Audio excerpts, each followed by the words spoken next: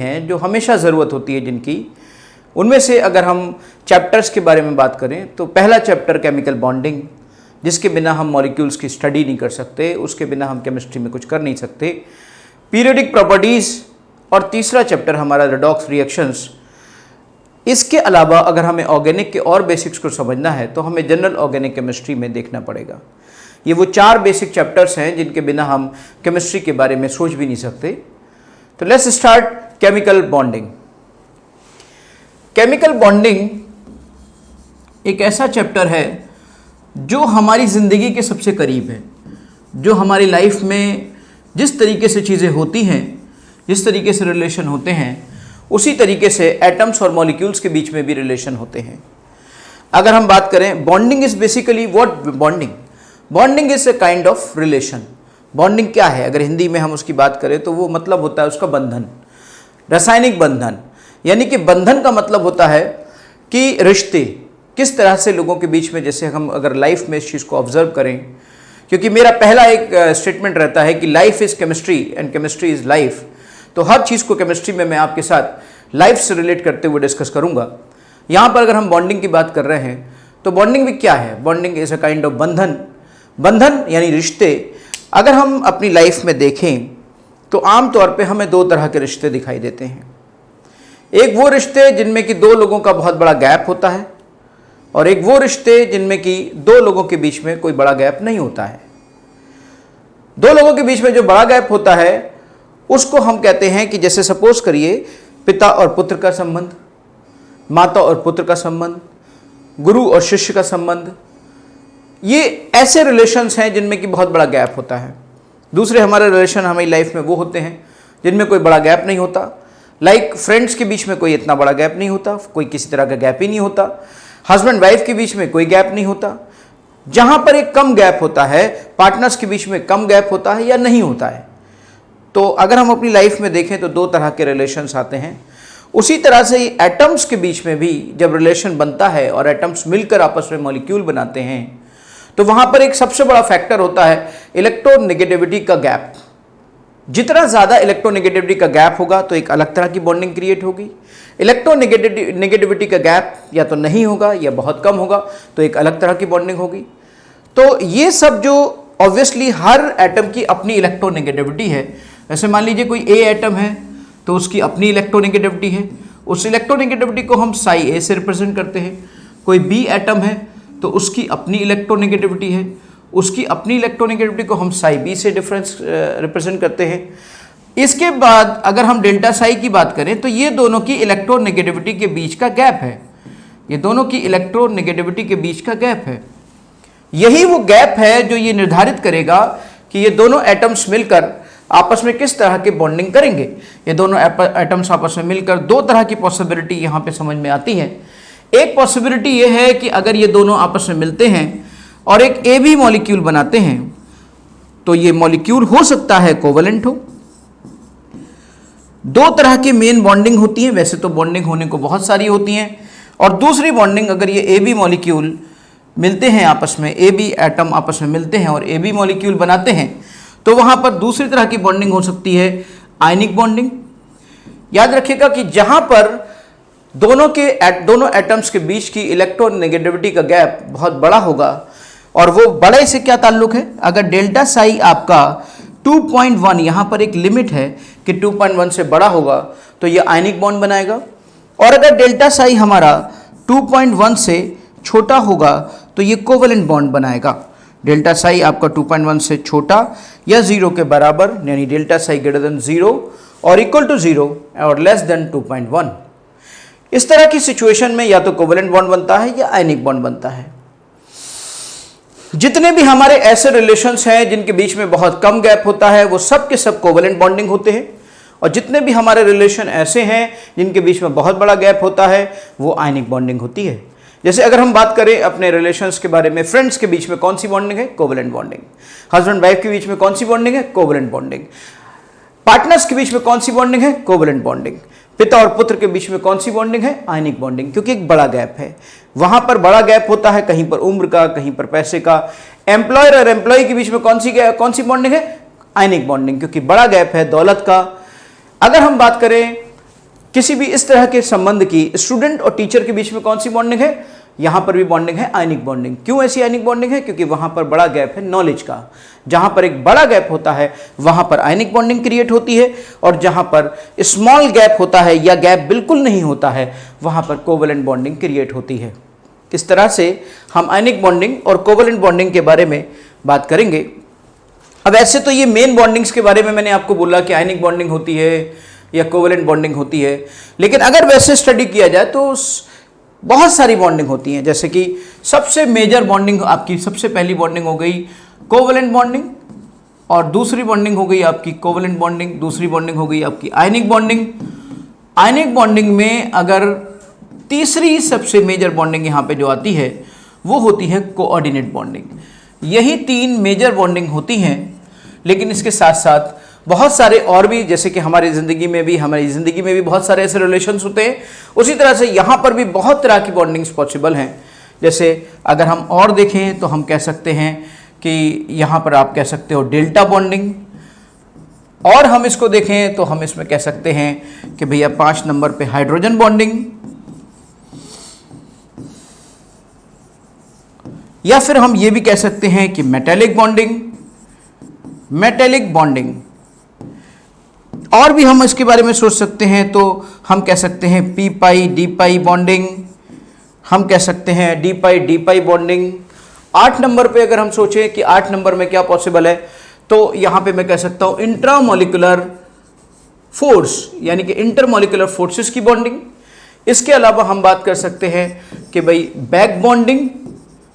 फिर हम कह सकते हैं एक और चीज को बनाना बॉन्डिंग, ये भी बॉन्डिंग पॉसिबल है कि बनाना बॉन्डिंग वहां पर हो। फिर हम इस तरीके से कह सकते हैं तमाम तरह की आपकी बैक बॉन्डिंग हो गई, बनाना बॉन्डिंग हो गई, पी पाई डी पाई बॉन्डिंग हो गई, मेटेलिक बॉन्डिंग हो गई, ऑड इलेक्ट्रॉन बॉन्डिंग हम कह सकते हैं कि ऑड इलेक्ट्रॉन बॉन्डिंग।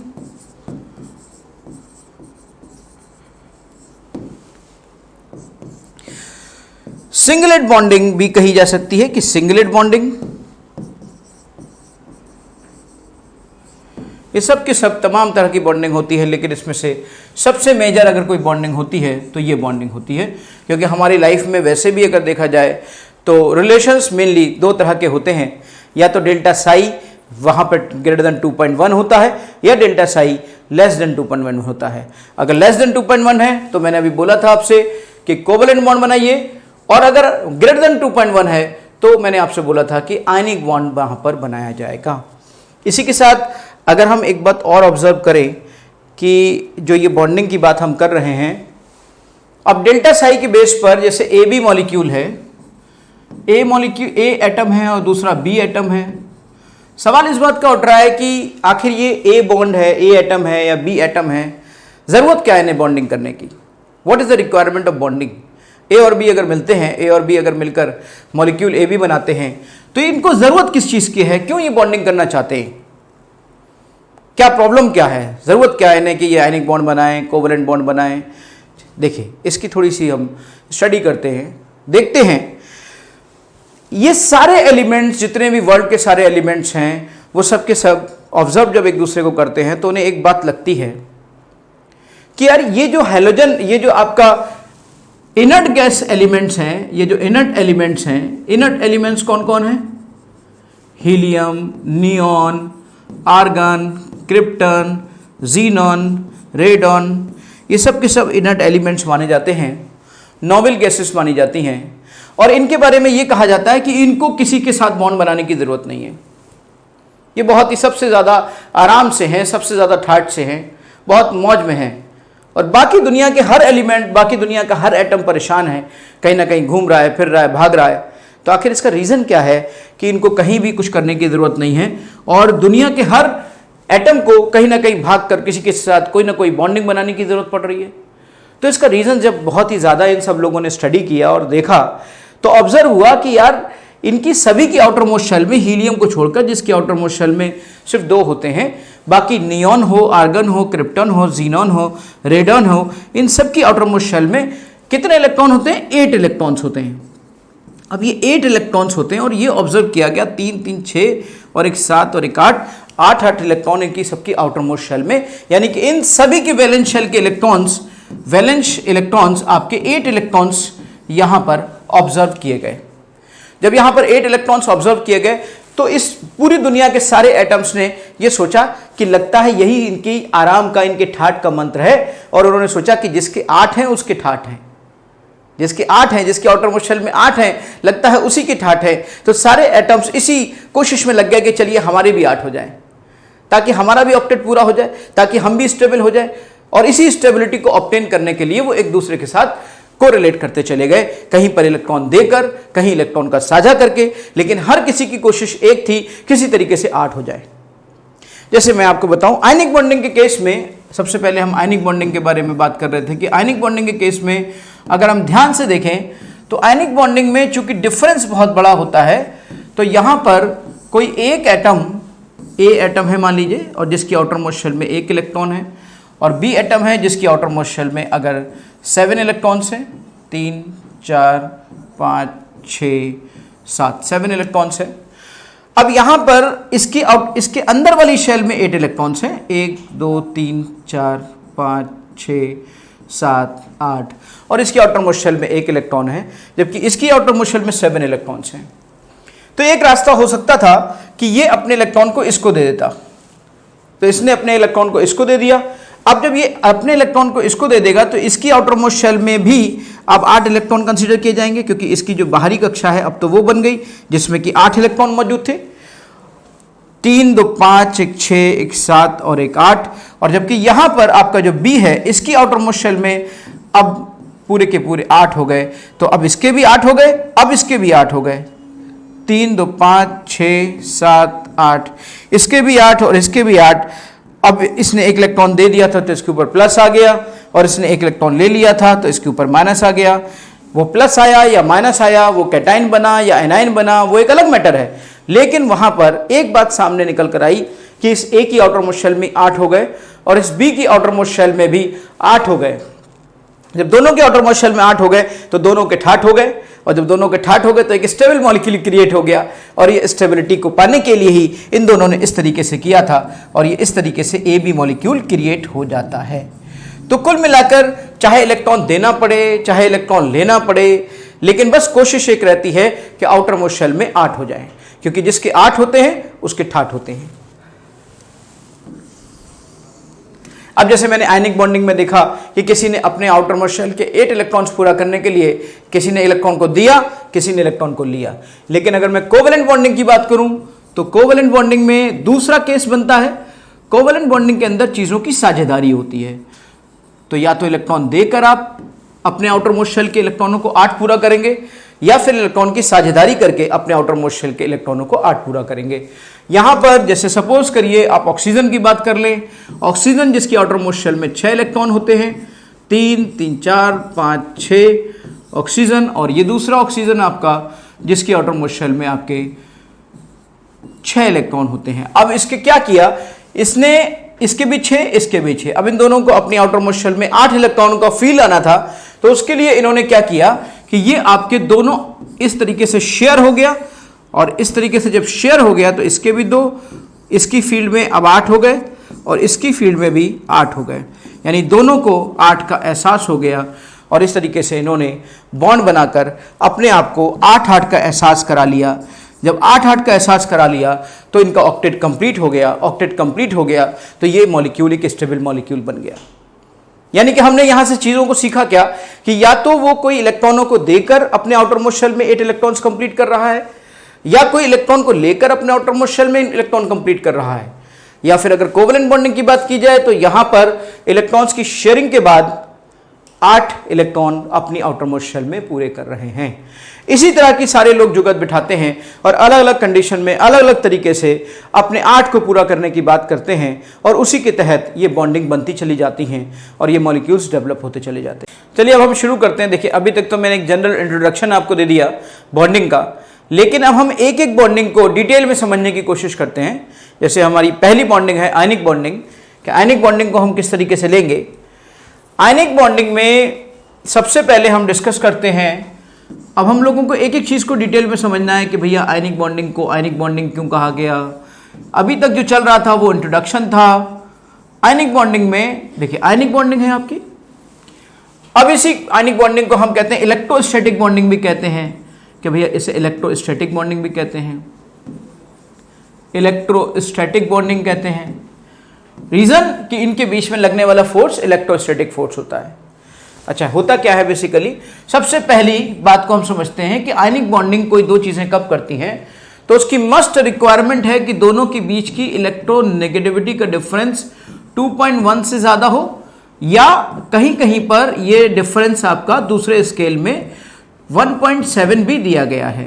ये स्केल नंबर 1 है, ये स्केल नंबर 2 है, ये स्केल नंबर 1 है और ये स्केल नंबर 2 है। अगर हमें कहीं पर स्केल नंबर 1 अलग अलग यूनिट्स होती हैं, उनके बेस पर इलेक्ट्रोनेगेटिविटी को डिफाइन किया गया है। डेल्टा साई अगर 2.1 से ज्यादा है या फिर डेल्टा साई 1.7 से ज्यादा है।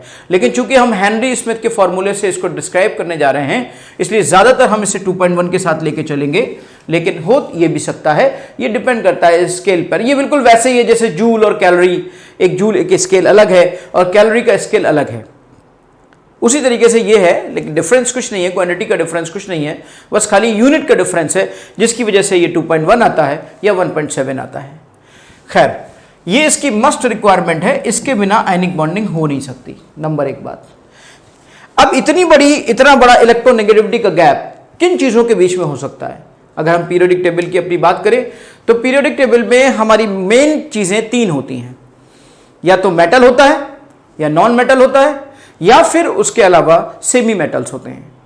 देखिए, अब मेटल्स बिल्कुल लोएस्ट इलेक्ट्रोनेगेटिविटी की तरफ जाते हैं और नॉन मेटल्स आपके बहुत ज्यादा इलेक्ट्रोनेगेटिविटी की तरफ जाते हैं, सेमी मेटल्स बीच की कंडीशन में होते हैं।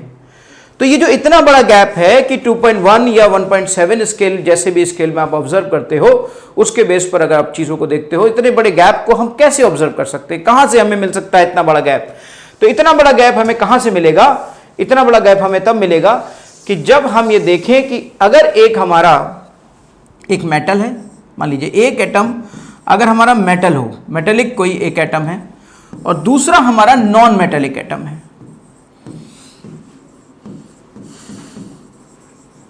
दूसरा हमारा नॉन मेटेलिक एटम है, एक आपका मेटेलिक एटम है, दूसरा नॉन मेटेलिक एटम है, तभी ये पॉसिबल है। क्योंकि अगर एक मेटल है, जैसे मान लीजिए मैंने मेटल में, आप सब जानते हो कि lithium, sodium, potassium, rubidium, caesium, है ना, रुबिडियम, सीजियम, पहला ग्रुप जिसे हम कहते हैं हलीना की रफ से फरियाद, हाइड्रोजन बिल्कुल डिफरेंट कर दीजिए, ली ना की रफ से फरियाद, फरियाद मतलब फ्रांसियम, और वो फ्रांसियम जो होता है रेडियो एक्टिव होता है, उसको कंसीडर किया नहीं जाता। अगर हम मेटेलिक की बात करें तो हमारे पास ये हैं, या फिर हम इसकी बात करते हैं सेकंड ग्रुप की कि बेटा मांगे कार स्कूटर और बाप राजी, या बेटा मांगे कार कन्या सुंदर बाप राजी, किसी भी तरीके से हम याद कर सकते हैं। याद करने के तरीके बहुत सारे हो सकते हैं, या आपके अपनी राइम्स हैं, जैसे चाहे आप बना ले। ये आपका बेरिलियम है, या मैग्नीशियम है, या कैल्शियम है, या स्ट्रोंशियम है, या बेरियम है, या रेडियम है, इनमें से कुछ भी हम ले सकते हैं। ये बहुत सारे टिपिकल मेटल्स हैं ये। और वहीं पर अगर हम इसकी बात करें टिपिकल नॉन मेटल्स की, तो आपका नाइट्रोजन फैमिली हो गया, आपकी ऑक्सीजन फैमिली हो गई, आपकी हेलोजन फैमिली हो गई। हेलोजन फैमिली सबसे अच्छे टिपिकल नॉन मेटल्स होते हैं और हाईएस्ट इलेक्ट्रोनेगेटिविटी पर होते हैं। हेलोजन का ही वो मेंबर है एफ फ्लोरीन, जो दुनिया का सबसे ज्यादा हाईएस्ट इलेक्ट्रोनेगेटिव एलिमेंट माना जाता है। उसके बाद हम बात करते हैं fluorine, chlorine, bromine, iodine. X का मतलब होता है, एक्स को कॉमनली हम रिप्रेजेंट करते हैं, और एक्स का मतलब होता है, चाहे एक्स तब भी लिखा जाता है जब फ्लोरीन होता है, तब भी लिखा जाता है जब क्लोरीन होता है, तब भी लिखा जाता है जब ब्रोमीन होता है, तब भी लिखा जाता है जब आयोडीन होता है। तो यहां पर अगर मैं इसके बारे में बात करूं तो एक मेटल का होना और दूसरे नॉन मेटल का होना जरूरी है। जब तक एक मेटल नहीं होगा, दूसरा नॉन मेटल नहीं होगा, तो इतना बड़ा गैप नहीं मिलेगा, और जब इतना बड़ा गैप नहीं मिलेगा तो फिर कोई एक डोनर नहीं होगा, दूसरा एक्सेप्टर नहीं होगा। याद रखो, जैसे यहां पर ये बड़ा गैप है, तो कोई देने वाला है, कोई लेने वाला है। अगर हमारी लाइफ में भी देखा जाए, हम अगर किसी को देते हैं और सामने वाला कोई मान लीजिए परेशान है, गरीब है, बहुत ज़्यादा भूख, जिसने कई दिन से खाना नहीं खाया है, अगर हम उसको कुछ देते हैं तो वो तभी तो लेगा जब, चूंकि आपका उसका बहुत बड़ा गैप है, तभी आप उसे दे पा रहे हो, तभी वो ले पा रहा है। अगर आपके ही साथ का कोई हो तो और आप उससे कहो लो हमारी तरफ से ये दान ले लो, तो क्या आपका दान वो एक्सेप्ट करेगा? नहीं एक्सेप्ट कर सकता। यानी कि जिसमें बड़ा गैप होता है वही आपके दान को एक्सेप्ट कर सकता है, वही आपके डोनेशन को एक्सेप्ट कर सकता है। आप डोनेट कर रहे हो तो डोनेट वर्ड यूज किया गया, शेयर वर्ड यूज नहीं किया गया, डोनेट। तो डोनेट करने की पॉसिबिलिटी कभी बनती है जब सामने वाला बहुत ज्यादा आपसे गरीब हो, बहुत ज्यादा परेशान हो, तभी आप उसको कुछ डोनेट कर सकते हो। अपने किसी साथ वाले को या अपने किसी थोड़े से भी कम वाले को आप डोनेट नहीं कर पाओगे। आप शेयर कर सकते हो पर डोनेट नहीं कर सकते। डोनेट तभी कर सकते हो, डोनर आप तभी कहलाओगे जब सामने वाला आपको आपकी चीजों को आपसे दान की तरह से लेता है। इसका मतलब ये कि अगर ये मेटल है आपका, तो मेटल और नॉन मेटल में बहुत बड़ा गैप है। तभी मेटल आपका, मान लीजिए मेटल मैंने यहां पर दुनिया का सबसे आसान मॉलिक्यूल NaCl, जो कि हम सब ज्यादा हमारी रगों में ये बसा हुआ है, नस नस में बसा हुआ है नमक, और वो नमक जो है वो NaCl है। इसी की हम स्टडी करते हैं। NaCl जो कि Na है एक मेटल है और Cl एक नॉन मेटल है। Cl एक नॉन मेटल है। तो ऑब्वियसली इनके बीच में बहुत बड़ा गैप होता है। इनके बीच का जो डेल्टा साई होता है वो डेल्टा साई 2.1 से बड़ा होता है। इसी वजह से इन दोनों के बीच में आयनिक बॉन्डिंग पॉसिबल होती है। अगर हम Na के बारे में बात करें, Na जिसका एटॉमिक नंबर 11 होता है और Cl जिसका एटॉमिक नंबर 17 होता है। अगर मैं इसको यहां पे डिस्ट्रीब्यूट करता हूं 281, इसकी आउटर मोस्ट शेल में एक इलेक्ट्रॉन आया, और अगर मैं इसकी बात करता हूं तो 287, इसकी आउटर मोस्ट शेल में 7 इलेक्ट्रॉन्स आए। अब सोडियम है जिसकी आउटर मोस्ट शेल में सोडियम अंदर लिखा हुआ है और उसकी ये आपकी आउटर मोस्ट शेल है, उसमें एक इलेक्ट्रॉन है, जबकि अंदर वाली शेल में 3, 4, 5, 6, 7 और 8, अंदर वाली शेल में 8 है। जबकि Cl आपका है, और Cl के बारे में अगर मैं बात करूं, Cl ऑब्वियसली बड़ा सा बनाया जाएगा, और उसके लिए अगर अंदर की बात करें तो अंदर वाले में तो 8 है ही हैं, लेकिन बाहर वाले में 7 है।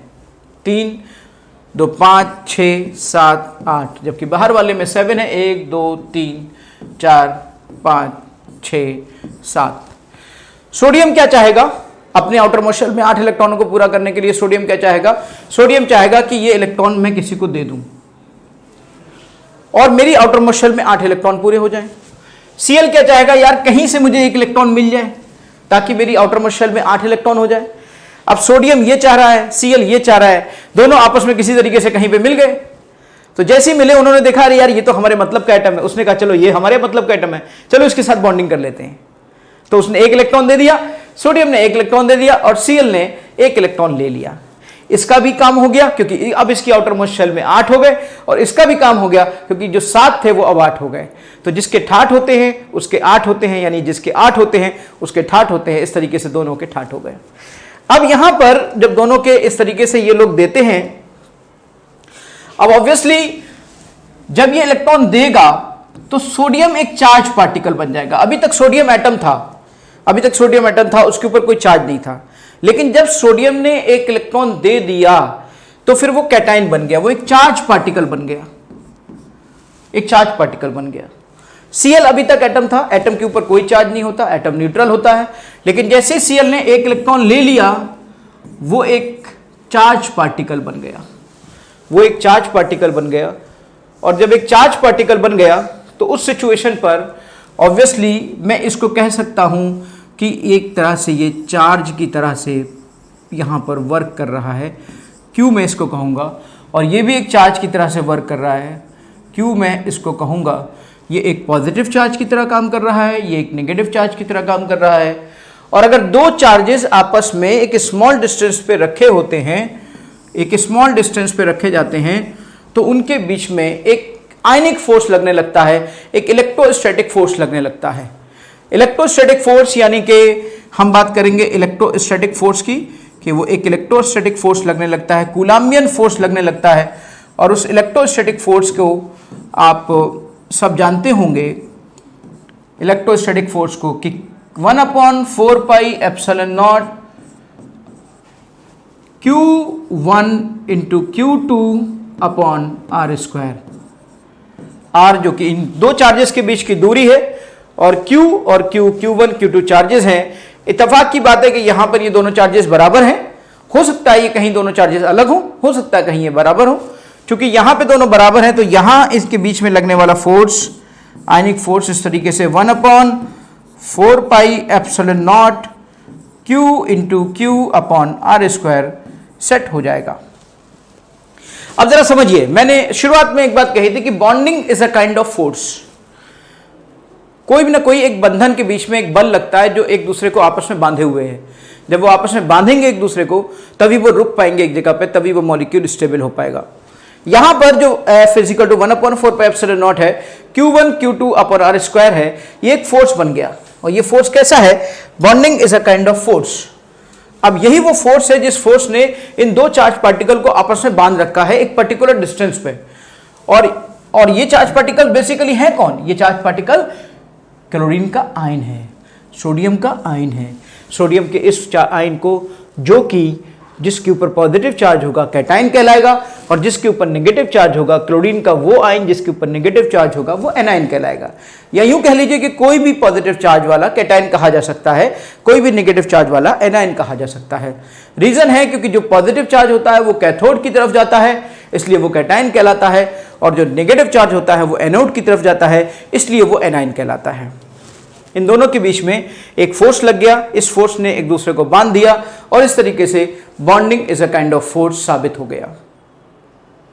चलिए, यहां तक हमने ये समझ लिया कि बॉन्डिंग कैसे होती है, आयनिक बॉन्डिंग के लिए जरूरी क्या है, आयनिक बॉन्डिंग के लिए मस्ट कंडीशन क्या है। आयनिक बॉन्डिंग में जो इलेक्ट्रॉन देता है वो कौन कहलाता है? डोनर कहलाता है। और जो इलेक्ट्रॉन लेता है वो कौन कहलाता है? एक्सेप्टर कहलाता है। हमेशा याद रखिएगा, जो मेटल है वो डोनर बनेगा और जो नॉन मेटल है वो एक्सेप्टर बनेगा, क्योंकि नॉन मेटल हमेशा इलेक्ट्रॉन चाहेगा और मेटल हमेशा इलेक्ट्रॉन को देना चाहेगा। यहां तक हमने इस बात को समझा कि अगर कोई आयनिक बॉन्ड बनता है तो आयनिक बॉन्ड बनने के लिए मस्ट कंडीशन क्या है, किस तरीके से वहां पर इलेक्ट्रॉन क्यों मूव करता है। इलेक्ट्रॉन मूव करता है तो वो जो अपने को इलेक्ट्रॉन को देता है वो डोनर कहलाता है, जो लेता है वो एक्सेप्टर कहलाता है। और उस सिचुएशन पर अगर हम इन चीज़ों को ऑब्जर्व करें कि इनके बीच में लगने वाला फोर्स ही इनको आपस में बांध कर रखने वाली चीज़ है, तो एक इलेक्ट्रोस्टैटिक फोर्स है। और आप समझते होंगे कि इलेक्ट्रोस्टैटिक फोर्स एक इलेक्ट्रोमैग्नेटिक फोर्स होता है जो कि बहुत ज़्यादा स्ट्रांग होता है, और इसी स्ट्रांगनेस की वजह से आयनिक कंपाउंड बहुत स्ट्रांग कंपाउंड बनते हैं। उनके मेल्टिंग पॉइंट्स, उनके बॉइलिंग पॉइंट्स बहुत ज़्यादा हाई होते हैं, बहुत शार्प होते हैं। उनकी बहुत सारी प्रॉपर्टीज़ जो कि अभी हम डिस्कस करेंगे नेक्स्ट लेक्चर में।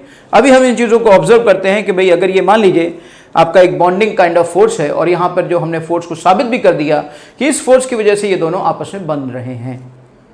अब सवाल इस बात का उठता है कि ये बॉन्डिंग हमारी अच्छी कैसे हो, बेहतर बॉन्डिंग कैसे बने।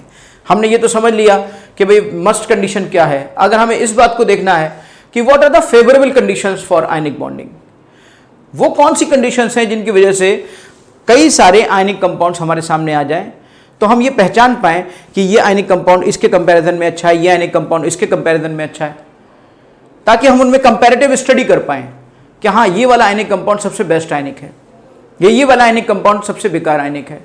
क्योंकि आयनिक कंपाउंड की क्वालिटी पर ही उसकी प्रॉपर्टीज डिपेंड करेंगी।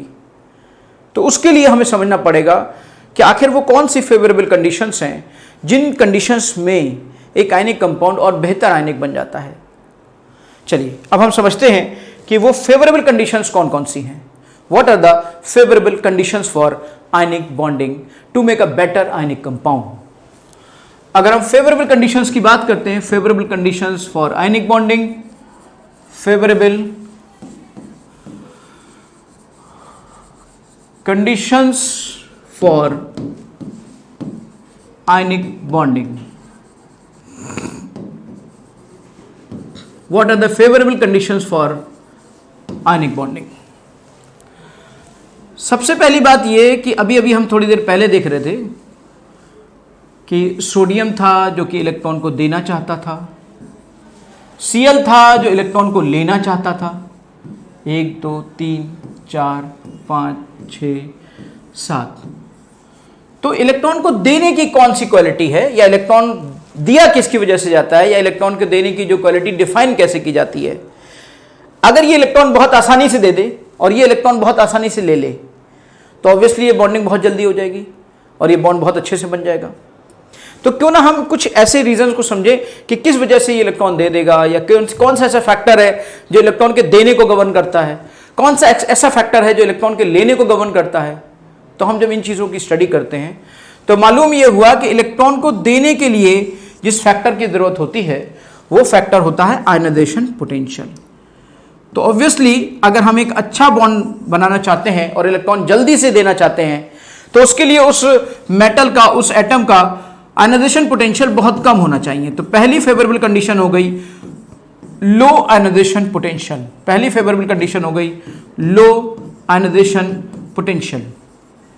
और फिर दूसरी बात आती है कि इलेक्ट्रॉन को लेने की कौन सी फैक्टर होता है जिसकी वजह से इलेक्ट्रॉन आसानी से लिया जा सके, तो वो होती है उसकी इलेक्ट्रॉन एफिनिटी। यहां पर जितनी ज्यादा इलेक्ट्रॉन एफिनिटी किसी नॉन मेटल की होगी वो इलेक्ट्रॉन उतनी आसानी से ले लेगा। जितनी आसानी से वो इलेक्ट्रॉन ले लेगा उतनी आसानी से वो एनायन बन जाएगा, जितनी आसानी से वो एनायन बन जाएगा कैटायन, उधर कैटायन बन जाएगा, तो दोनों में आपस में आयनिक फोर्स डेवलप हो जाएगा। आयनिक फोर्स डेवलप होगा तो आयनिक बॉन्डिंग क्रिएट हो जाएगी और इस तरीके से हम एक अच्छी सी आयनिक बॉन्डिंग को क्रिएट कर पाएंगे। यहां पर लो आयनाइजेशन पोटेंशियल हो गया। और दूसरी कंडीशन होती है हाई इलेक्ट्रॉन एफिनिटी। अब इससे पहले कि हम और चीजों को बेहतर तरीके से समझें, चैप्टर आता है पीरियोडिक प्रॉपर्टीज। उस पीरियोडिक प्रॉपर्टीज में इन दोनों चीजों को बहुत ही ज्यादा एक्सप्लेन किया जाता है, लेकिन यहां पर जितनी रिक्वायरमेंट है उसके हिसाब से आयनाइजेशन पोटेंशियल के बारे में और इलेक्ट्रॉन एफिनिटी के बारे में हम लोगों को डिस्कस करना पड़ेगा। तीसरा, अगर हम आयनिक कंपाउंड की बात करें कि आयनिक कंपाउंड यहां पर दोनों आयनिक बॉन्डिंग बनाने के लिए बहुत अच्छे से हो गए, पर हम सब जानते हैं कि आयनिक कंपाउंड आमतौर पर क्रिस्टल की फॉर्म में रहता है, लेटिस की फॉर्म में रहता है। तो अगर हम एक आयनिक कंपाउंड को बहुत अच्छा लेटिस बनाना चाहते हैं तो उसके लिए रिक्वायरमेंट है हाई लेटिस एनर्जी की। ये तीन वो चीजें हैं जिनके आधार पर हम किसी आयनिक कंपाउंड की क्वालिटी को ऑब्जर्व कर सकते हैं और उस आयनिक कंपाउंड के बारे में वर्कआउट कर सकते हैं कि हाँ भाई ये आयनिक कंपाउंड वाकई बहुत अच्छा है। इस अगर हमें 4 कंपाउंड दे दी जाए, क्वेश्चन इस तरीके के आते हैं कि अगर 4 कंपाउंड दे दी जाएंगे तो इनमें से कौन सा बेटर आयनिक है, तो हम ये डिसाइड कर पाएंगे कि हाँ भाई इन चीज़ों से मिलकर सबसे बेस्ट आयनिक कंपाउंड बनेगा। जैसे अगर मैं यहाँ पर इसको और एक्सप्लेन करूँ तब मैं जाके क्वेश्चन पे आऊँ। आयनाइजेशन पोटेंशियल के बारे में हम समझते हैं कि आयनाइजेशन पोटेंशियल क्या होता है, या इलेक्ट्रॉन एफिनिटी क्या होती है, या लेटिस एनर्जी क्या होती है। जब तक हम इन तीनों बातों को अच्छे से नहीं समझेंगे तब तक हम बेहतर तरीके से वो कंडीशंस नहीं समझ पाएंगे कि किस तरीके से दो चीज़ें मिलकर आपस में बेटर आयनिक कंपाउंड